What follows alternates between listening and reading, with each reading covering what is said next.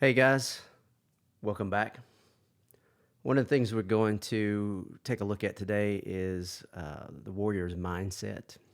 This is something I talk about often inside the academy, and I've been fortunate lately to be doing some public speaking on the topic as well, and some coaching. But one of the things that I focus on when I have those discussions is the pillars that come together to build a warrior's mindset. And I'm not just talking about like on the academy floor or as a martial artist too, because a lot of these things I've used outside the academy extensively. I mean, quite honestly, though I trained them and used them a lot over the years inside the academy, I probably have applied them more in outside the academy in life, in a lot of the business endeavors that I've done over the years and continue to do now. So they've had a major influence in all areas of my life. So one of the first things to take a look at, and this one's pretty obvious, is just discipline. And you hear this used a lot out there. That word is a big word. There's a lot of people that focus on discipline and developing discipline. And for me, there's a couple of different areas that I want to think about or discuss when I'm looking into what that discipline is, and one is physical.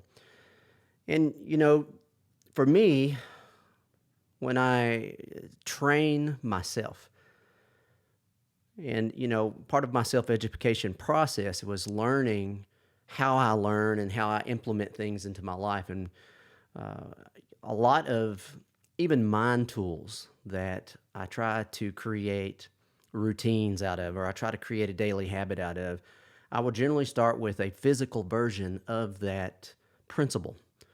And I will work to ingrain that physical habit into the body.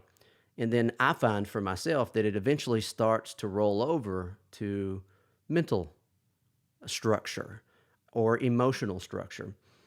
So, one of the first things for me when developing discipline physically is creating those habits daily of making the decision to do the things you don't want to do, even the small things.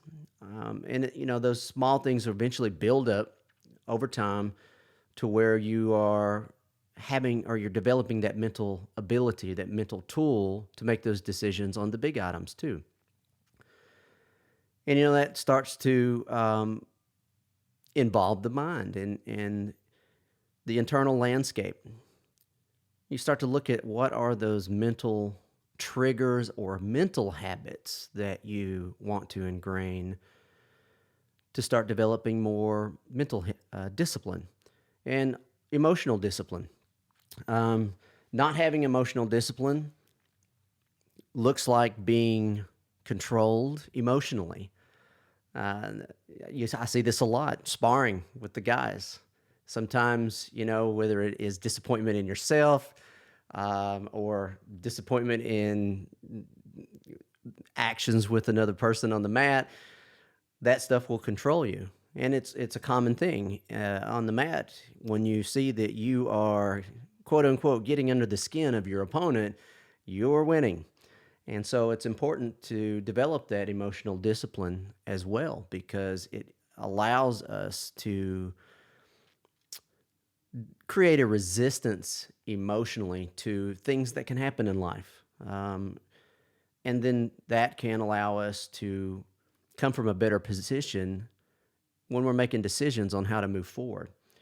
So, one of the first pillars, discipline. For me, number two would be courage.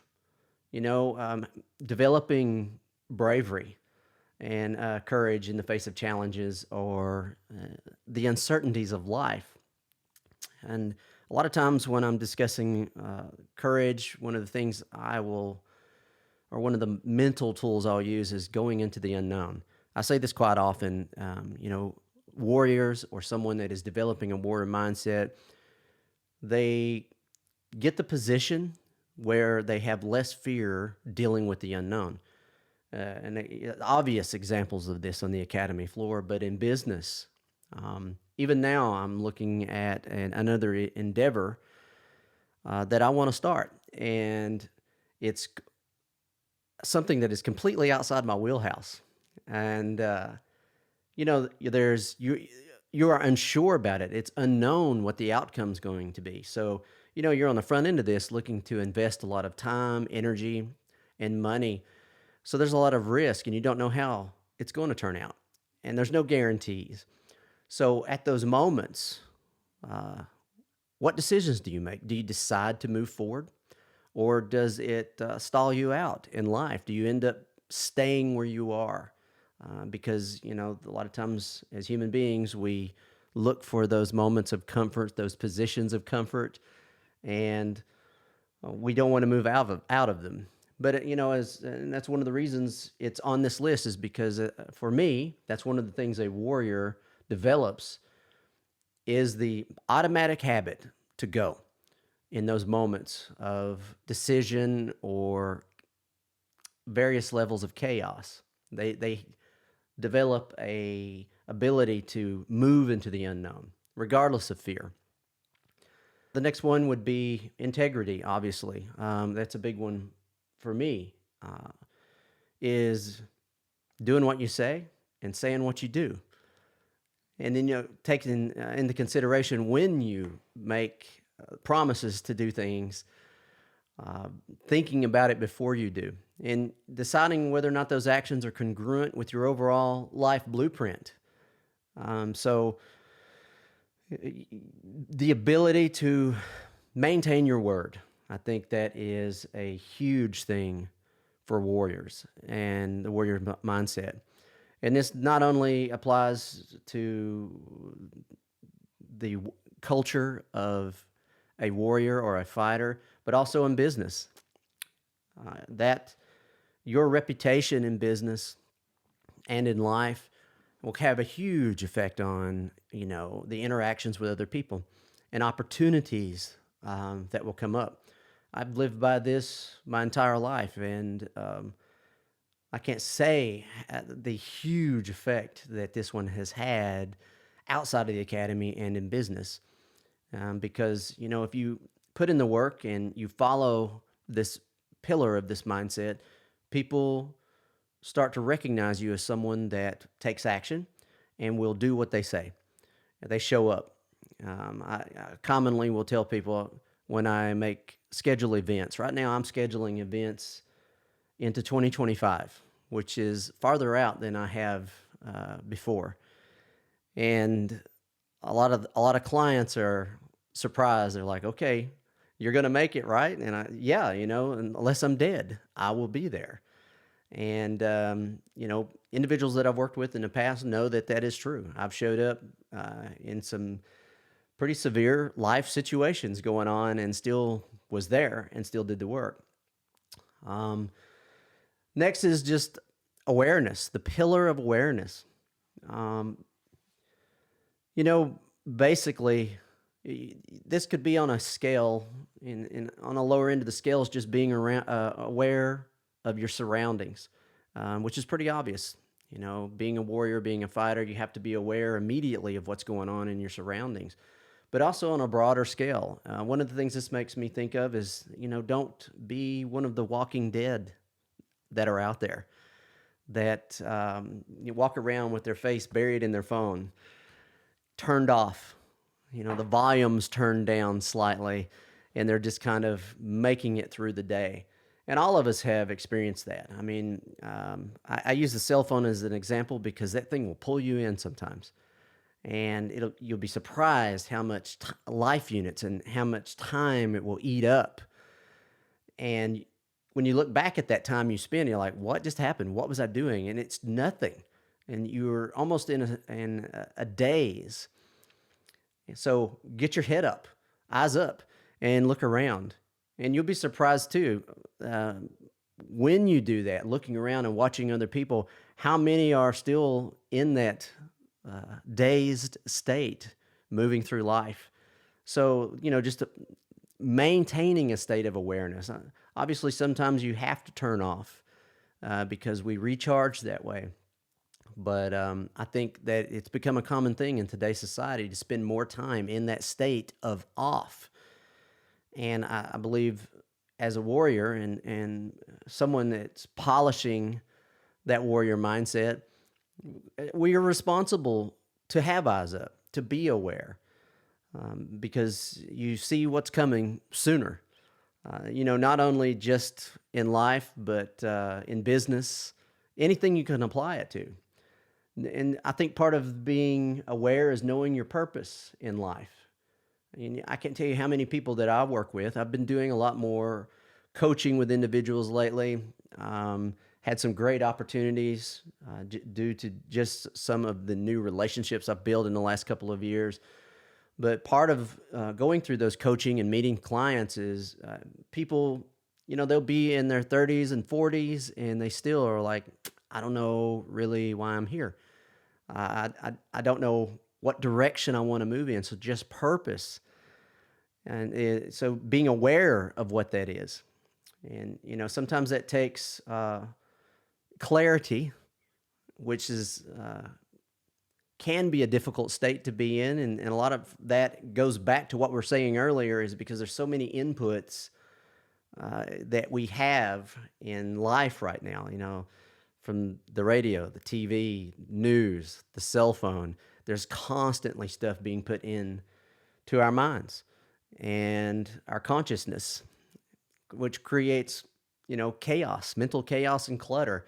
And so, due to that, sometimes it's difficult to have the ability just to sit down and take time to yourself and figure out, become aware of what that purpose is. Next thing for me would probably be adaptability, the ability to adapt, to change, to chaos, because it's coming. And this makes me think of, I refer to it as the oh shit moment. Sometimes too, and we see this a lot on the academy floor. And this was the first place I learned it. And the first time I got introduced to it from one of my mentors was inside the academy, is when you're placed under pressure, regardless of the pressure, you'll have a moment where you realize that you're not moving forward in a positive way. Maybe I thought a certain action I was going to take was going to achieve a dominant position with an opponent or something, and I realized that I am behind in time at that moment and they're winning. So when you recognize that, you're like, oh no, this is not good. People sometimes will get froze in that moment, the oh shit moment, and they lack the ability to make a decisive decision and take action. And for me, basically, there's only two actions. One is move forward aggressively, take aggressive action, or you have to fall back and regroup. But I've seen this a lot with clients in business. I see it a lot on the academy floor over the years. People will get stuck in that one moment and they don't make the decision. Some will make the decision sooner and they'll get out of it and take action. But some, they find themselves frozen in that moment. So for me, that's the first thing I think of as adaptability is in that moment, creating the habit to take decisive action, make that decision and make a move, whether it is an aggressive forward motion or I'm falling back to regroup. But I'm basically just, getting out of that oh shit moment because that is where we go to die a lot of times on the mat floor. And be honest, in business, I could tell you examples in my business life over the years where I got stuck in that moment, took a little too long to make a decision, and a competitor made the decision sooner, and they would move in and benefit from it.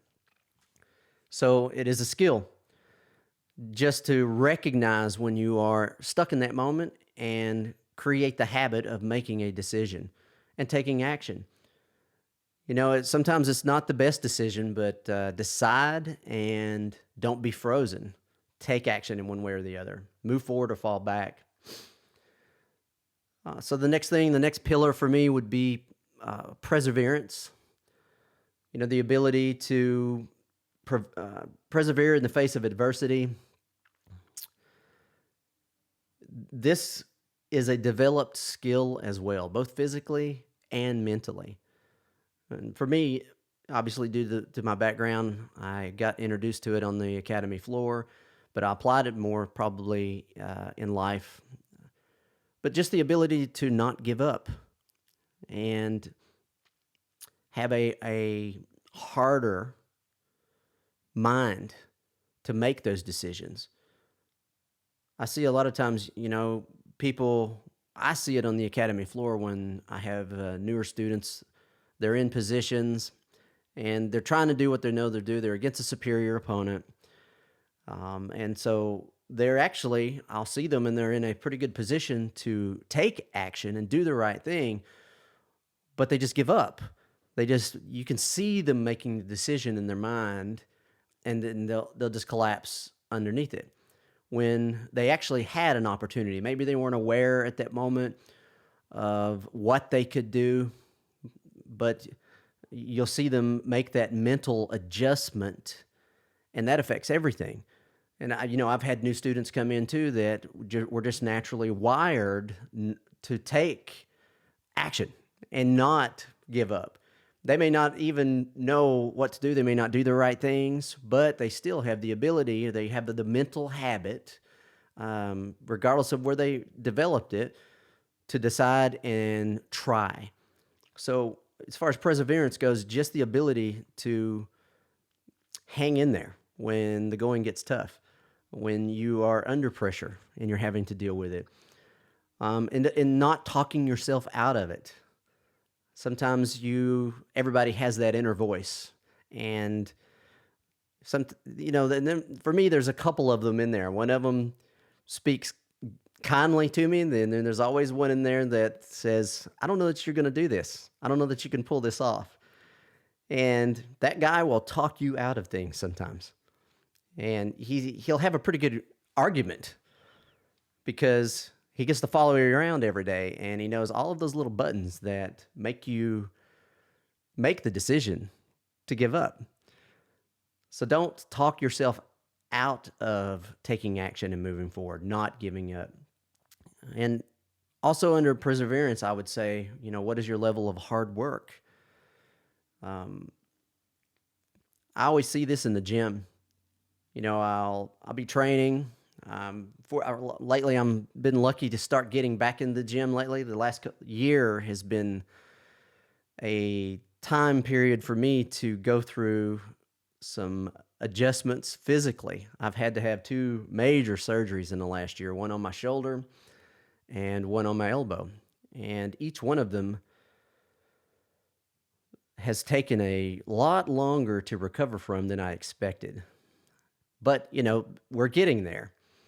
So I'm finally getting back into the gym, and I've had this happen a few times in life. I'll be in the gym making progress, and I'll think I'm doing good. I am putting in a lot of effort. And then I will see someone come in and put in twice the amount of effort that I'm doing right next to me, twice the amount of time, and it'll make you kind of reconsider what is your level of effort.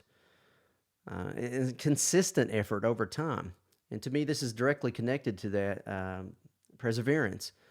And I'll have to look and say, what I thought was a 8 or 9 on my scale of 1 to 10, and I start to comparatively look at the guy next to you who's just killing it. Maybe I'm at a 4, and I can make an adjustment up the scale a little bit. I've done this a few times in life and found out that I wasn't sitting on that volume knob adjustment of effort in the position that I thought I was. Recently, for myself, had that experience. Got to go to a business conference and get around some individuals that are killing it. I mean, they are really making some change in life, and they're achieving their goals, and they've set some lofty goals. and the opportunity to get in room with them and talk to them and have those discussions of what are you doing to achieve these things. And I came away from it just like that moment in the gym, realizing that maybe I am not sitting on the level of effort that I thought I was, and I need to be able to turn that up a little more and increase or readjust my effort knob as I move forward. So past that would be something that's very much connected to that would be just your resilience, your ability to bounce back from setbacks. And we talked about this a little bit earlier, but I believe it is an additional pillar to this mindset.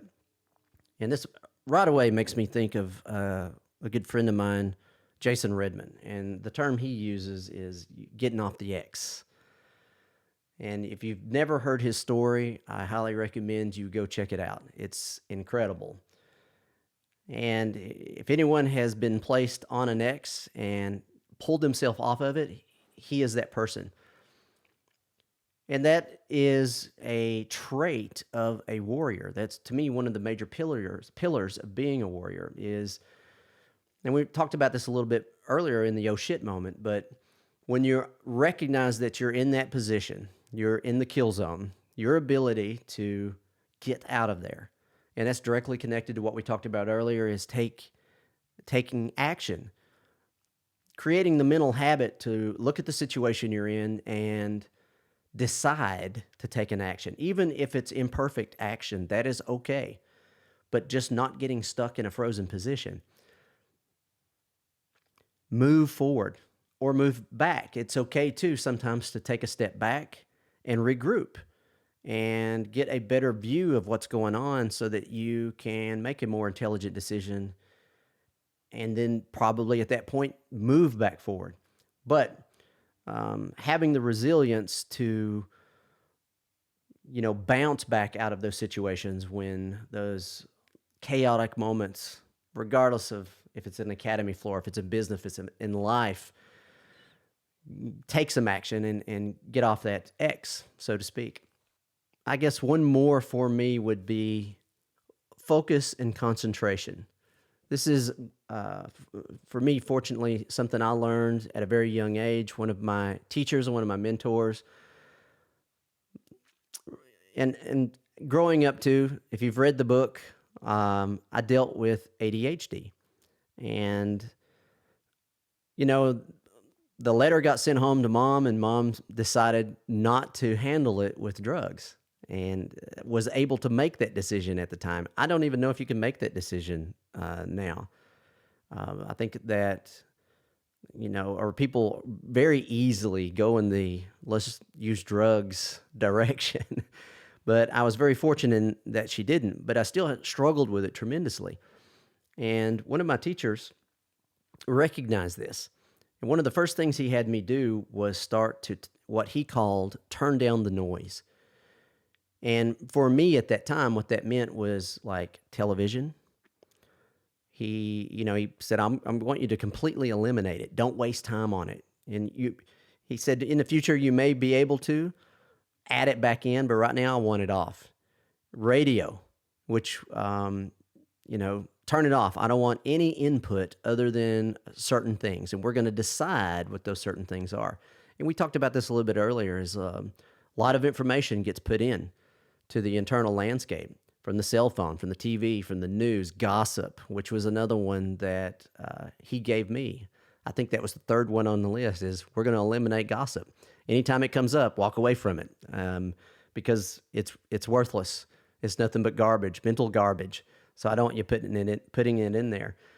And one of the things it did for me was give me clarity. It gave me the ability to have more bandwidth mentally, which increased my ability to focus on things and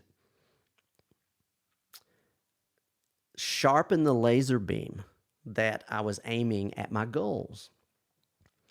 And this allowed me, as well as another thing I noticed even then, and it's a huge thing now for me.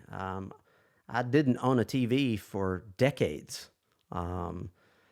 It just became a habit for me. But the ability not to be distracted when pursuing goals, because you'll see that a lot. I'll be working on something. Maybe I'm writing an article and the phone will buzz. And I noticed for a while that was an automatic habit. My hand would almost move toward the phone when it would summon me, and I would get distracted easily. Sometimes on the computer working, you'll get notices that an email has come in. I had to shut all that off because it will pull you away mentally. It's like ringing a bell, and you are trained by a machine to lose focus and easily be distracted. And you want to get rid of that. When you, as a warrior, focus your attention on something, you want to sharpen the ability to lock that focus and concentration in on that thing, because that is a huge power. And then, if we were to introduce organization into that, it just multiplies it. Because it's one thing I found even back then, and sometimes I have to revisit that lesson now, the amount of life units that you waste on a daily basis on these little things that distract you or pull your focus away. It can be huge. And so focus and concentration for me would be another major pillar for the warrior's overall mindset. And so the last thing I would consider would be training or education and just preparedness. This one probably could have sat at the top of the list with discipline, because that's something that, in my opinion, I see a warrior do, is he looks into the future, sees the potential for chaos, and he says, I'm going to prepare for this. I'm going to train myself for this. I'm going to create the rituals and the daily habits to make myself stronger, learn the information I'm going to need, develop the skills, the attributes needed to survive, in a combative situation. And it doesn't just have to be that. In business, like we said earlier, the ability to recognize where you are if you're sitting in that oh shit moment, make that decision and take action. Just shortening your decision-making time in those moments of chaos could have a huge effect. So, training, self-education, and preparation. And I could probably discuss the topic of self-education for an hour. So I'm going to have to save that one for another cast, because that one is going to be a deep subject. And additionally, it's something that I've done my entire life, and it's had a huge and a powerful effect on my success and my journey.